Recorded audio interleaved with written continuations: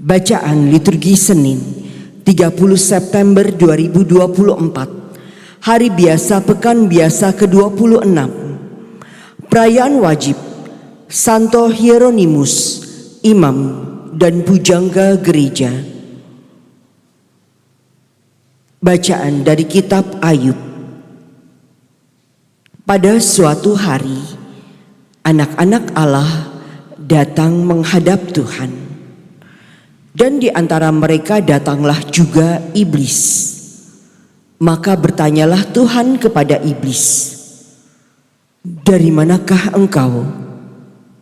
Jawab iblis, "Dari perjalanan mengelilingi dan menjelajah bumi." Lalu bersabdalah Tuhan, "Apakah engkau memperhatikan hambaku Ayub? Sebab tiada seorang pun di bumi seperti dia, begitu saleh dan jujur, takwa dan menjauhi kejahatan." Lalu jawab iblis, "Bukankah Ayub mendapat keuntungan karena takwanya? Bukankah engkau yang membuat pagar sekeliling dia dan rumahnya serta segala miliknya? Apa saja yang dikerjakannya telah kau berkati, dan apa yang dimilikinya makin bertambah di negeri itu.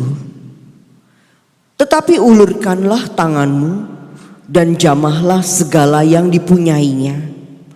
Ia pasti mengutuki engkau di hadapanmu." Maka Tuhan bersabda kepada iblis, "Nah, segala yang dipunyainya ada dalam kuasamu. Hanya janganlah engkau mengulurkan tanganmu terhadap dirinya." Kemudian pergilah iblis dari hadapan Tuhan. Pada suatu hari, ketika anak-anak Ayub, laki-laki dan perempuan, makan-makan dan minum anggur di rumah saudara mereka yang sulung, datanglah seorang pesuruh kepada Ayub dan berkata, "Sedang lembu sapi membajak dan keledai-keledai betina makan rumput di sebelahnya. Datanglah orang-orang Sheba menyerang dan merampasnya, serta memukul penjaganya dengan mata pedang. Hanya aku sendiri yang luput, sehingga dapat memberitahukan hal itu kepada Tuan." Sementara orang itu berbicara, datanglah orang lain dan berkata, "Api telah menyambar dari langit dan membakar serta memakan habis kambing domba dan para penjaga.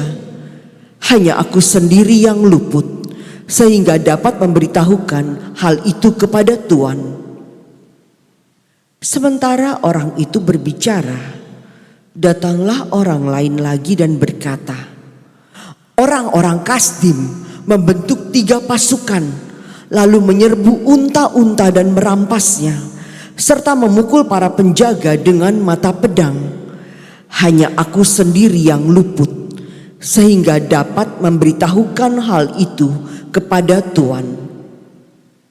Sementara orang itu berbicara, datanglah orang lain lagi dan berkata, "Anak-anak Tuan, lelaki dan perempuan, sedang makan-makan dan minum anggur di rumah saudara mereka yang sulung. Maka tiba-tiba angin ribut bertiup dari seberang padang gurun. Rumah itu dilandanya dari 4 penjuru dan roboh menimpa orang-orang muda itu, sehingga mereka tewas. Hanya aku sendiri yang luput, sehingga dapat memberitahukan hal itu kepada Tuan." Maka berdirilah Ayub, lalu mengoyak jubahnya dan mencukur kepalanya. Kemudian sujudlah ia dan menyembah, katanya, "Dengan telanjang aku keluar dari kandungan ibuku. Dengan telanjang pula aku akan kembali ke dalamnya. Tuhanlah yang memberi, Tuhanlah yang mengambil. Terpujilah nama Tuhan."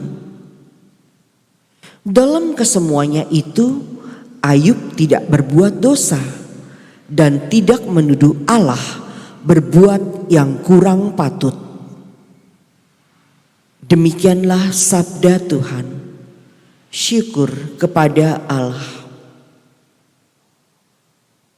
Condongkanlah telingamu kepadaku dan dengarkanlah kataku. Condongkanlah telingamu kepadaku dan dengarkanlah kataku. Dengarkanlah Tuhan pengaduan yang jujur. Perhatikanlah seruanku. Berilah telinga kepada doaku. Doa dari bibir yang tidak menipu. Condongkanlah telingamu kepadaku dan dengarkanlah kataku. Daripadamulah kiranya datang penghakiman. Kiranya matamu melihat apa yang benar.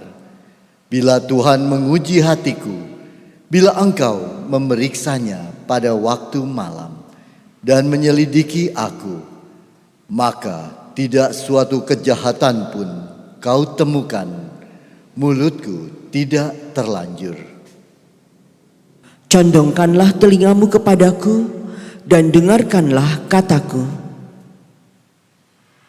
Aku berseru kepadamu karena engkau menjawab aku, ya Allah.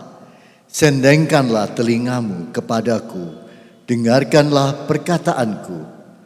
Tunjukkanlah kasih setiamu yang ajaib.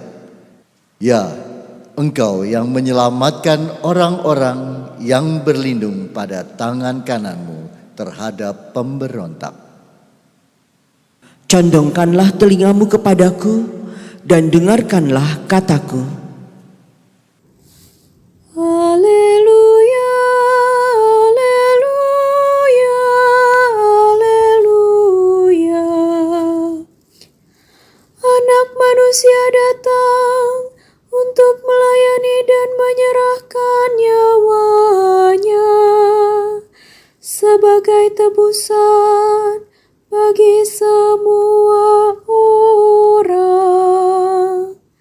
Haleluya, haleluya, haleluya. Inilah Injil suci menurut Lukas. Dimuliakanlah Tuhan. Sekali peristiwa, timbullah pertengkaran di antara para murid Yesus tentang siapakah yang terbesar di antara mereka.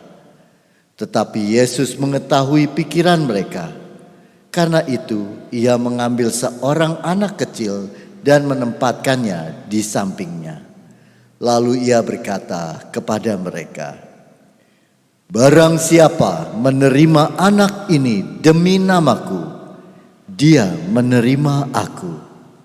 Dan barang siapa menerima aku, menerima dia yang mengutus aku.